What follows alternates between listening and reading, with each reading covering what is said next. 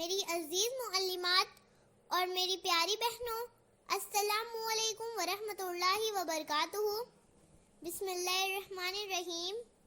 لہو وطن کے شہیدوں کا رنگ لایا ہے، لہو وطن کے شہیدوں کا رنگ لایا ہے، اچھل رہا ہے زمانے میں نام آزادی کا۔ آج میں یوم جمہوریہ کے موقع پر چند باتیں آپ کے سامنے عرض کرنا چاہتی ہوں۔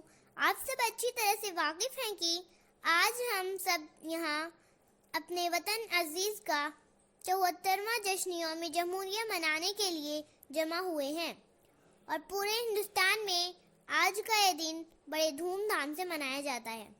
میری بہنوں، ہمارے ملک کو آزاد کرانے کے لیے خصوصاً علماء اور عموماً تمام مذاہب کے لوگوں نے بہت جد و جہد کی، اور 15 اگست سن 1947 کو ہمارا ملک آزاد ہو گیا۔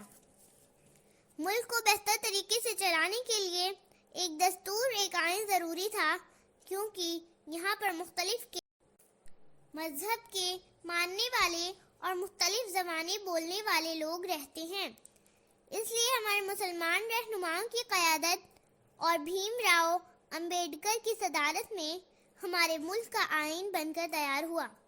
26 جنوری سن 1950 میں ہمارے ملک میں نافذ کیا گیا۔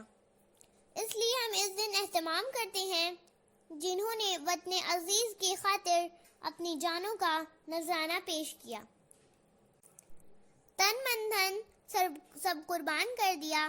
ہماری بہنوں، ہمارا فرض بنتا ہے کہ ہم ان تمام قربانیوں کو ضائع نہ کریں، بلکہ ہمارے ملک ہندوستان کو فسادات، جرائم، رشوت، چوری، دہشت وغیرہ سے پاک و صاف رکھیں۔ آئیے آج ہم عہد کرتے ہیں کہ اپنے آپ کو اس مقام تک لے جائیں جہاں ایک فرد کی ترقی کے ساتھ ساتھ ہمارے ملک کا نام بھی روشن ہو۔